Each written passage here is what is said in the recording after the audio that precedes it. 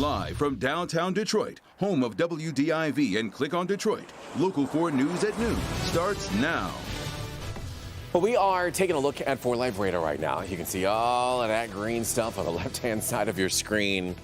Well, it is coming our way. We're talking about some serious stuff, though. Damaging winds, strong rain, and possibly something even worse. Brandon's forecast is just a couple of minutes away.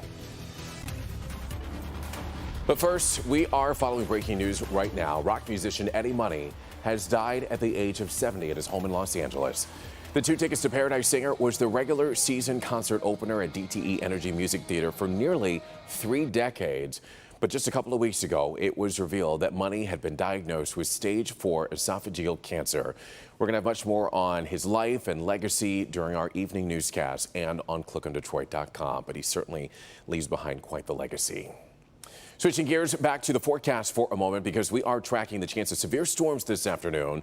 Let's send things over to our meteorologist, Brandon Brewer. You're saying that things could get bad in a couple of hours. We're also keeping our eyes on the evening commute as well. Yeah, evening commute, high school football games. Everybody needs to be paying attention. And we get the sun coming out in many spots. We can't be fooled by that. In fact, it is part of the fuel for potential shower and storm development. So middle and upper 70s right now. The heat index a couple 2-3 degrees warmer, so it is getting warm and muggy. The Storm Prediction Center has all of southeastern lower southern Ontario under a slight risk for severe weather. And you can see some showers coming through Lansing. A lot of this stuff is fizzling out. We will continue to build temperatures to 80 degrees, if not a little warmer, and certainly feeling warmer. Humidity, warming winds, everything increasing. And between now and about 6 or 7 o'clock, eyes to the skies. You see here at 4, I think 4 p.m. to 6 p.m. probably the most likely time of seeing some of the bigger or stronger cells coming in, but hopefully, and again, bit of a hope here by 7 o'clock, things begin to clear out for high school football. But if you're heading out and about and you need a little help, the Local Forecasters app with interactive radar, push alerts to give you the latest on any warnings, any increased concerns. It is a free app under WDIV. Right now, we want to get to breaking news just into the Local 4 newsroom. It's out of Dearborn, where we've just learned that 3 teens have been charged in the murder of 26-year-old Saja Al-Janabi. 17-year-old Jamel Filson and 14-year-old DeMario are both charged as adults with murder and armed robbery. There's a 13-year-old boy who's also facing felony murder charges as an adult designated. That means that a judge can decide whether to charge the teen as an adult. They're all going to be arraigned this afternoon. Of course, we'll keep you updated as we get any new information here on the air and on clickondetroit.com. Now at noon, fed up neighbors living near that Marathon refinery are rallying to address safety and health concerns after an oil leak. Local 4's Larry Sproul was at that rally for us, and he joins us live now with more on what neighbors are demanding. Larry? Good afternoon, Everard. That rally wrapped up just about 40 minutes ago, but they said they wanted to have it here in downtown Detroit, right here at this Cadillac Place building. That's because that's the local Eagles office, and they said that their message is loud and clear. They simply just want clean air. Clean air now! Clean air now! Clean air now! It's a strong demand from neighbors living near the Marathon plant in southwest Detroit Friday morning. This call for action comes just 1 day after a second chemical release from the plant this year. Living in the area, it's scary, because we don't know what is going to happen. Teresa Landrum says she is one of many in her neighborhood who is taking a stand against Marathon. Local 4 first reported about a release of a strong odor from the Marathon plant back in February, and just Thursday, another one. Now they want action. Marathon needs to be held accountable. They need to protect community health, and we're asking our public officials to do the right thing. And I did reach out to Marathon. They did confirm to me that 2 workers from the plant were injured during yesterday's incident. They will release a statement later on this afternoon. Also coming up tonight at 5, what these neighbors have to say to those who say you should just simply pack up and move.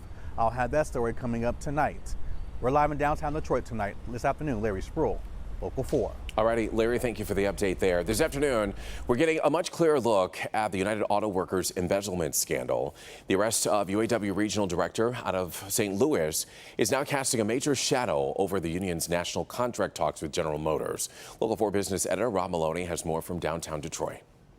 This complaint talks about how UAW officials live the lifestyles of the rich and famous, quite literally. Now, they only name one in here, but they say that 4 other current and former high UAW officials are involved in this conspiracy.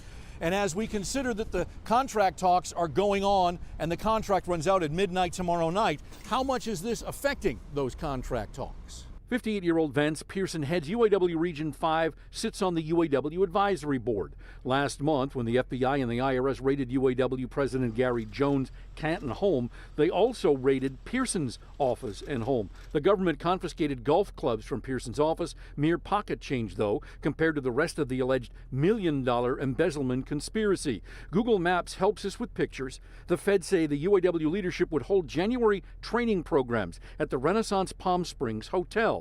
It's alleged Pearson and other high UAW officials would set up what's called a master account here, the hotel acting as concierge, handling billing while they spent hundreds of thousands of dollars at restaurants like this steakhouse and at golf resorts where they would buy what they pleased at the pro shop. But the kicker is these high UAW officials, including Pearson, would allegedly spend the month of January and sometimes February inside a gated golf community in this rented villa with a pool and hot tub, drinking expensive scotch and smoking fine cigars, playing golf and partying, a winter vacation paid for by union dues. So by tomorrow night, a number of things could happen. Yes, a strike, but that seems highly unlikely. They could extend the deadline, keep talking. That's perhaps the most likely. But then again, the union could just pull out of the talks and go over to Ford or Fiat Chrysler.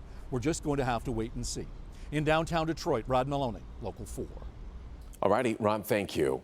The man charged in the death of a 23-year-old woman whose body was found in Hines Park just went before a judge. 25-year-old Anthony Kesselute faces charges of mutilating and moving a body. Prosecutors say that he choked 23-year-old Olivia Rossi to death and then dumped her body at Hines Park. Today, Kesselute waived his prelim hearing and will now stand trial. He is expected back in court next week. An investigation is underway after a man in Inkster was found dead. Police say that a 27-year-old man was found dead in the area of Oakwood and Western. We're told that he was found shot to death. So far, police do not have any suspects in custody, and they're also still trying to figure out a motive behind this attack. More changes are coming along to I-75 in Oakland County. You can expect a big shift this weekend. The changes impact segment 3 of the construction project, that is I-75 from 8 Mile to 13 Mile. And starting tomorrow, crews are going to replace the southbound side of I-75 right lane closure with left lane closures in both directions, and that'll stay in place until late October. Now, there is some good news. The westbound side of 696, the ramp there to southbound I-75 will reopen, and next spring, all traffic will then be moved to the southbound side. A grand theft auto suspect really didn't think things through. New at noon, why police were able to catch him with little to no hassle? I think you might have a guess there. But first, the gloves were off during the third Democratic debate. Next at noon, the winners and the losers. Plus, here's a look at what Paula Tutman is working for first at 4. The school backpack has become a staple, right? And there are a lot of reasons these are important to kids, but a lot of reasons they're not necessarily good. So today at 4 and First at 4, I'm going to take you to one school district that says backpacks, no. Cell phones, no. And the kids actually appreciate it. I'll see you today at 4 and First at 4.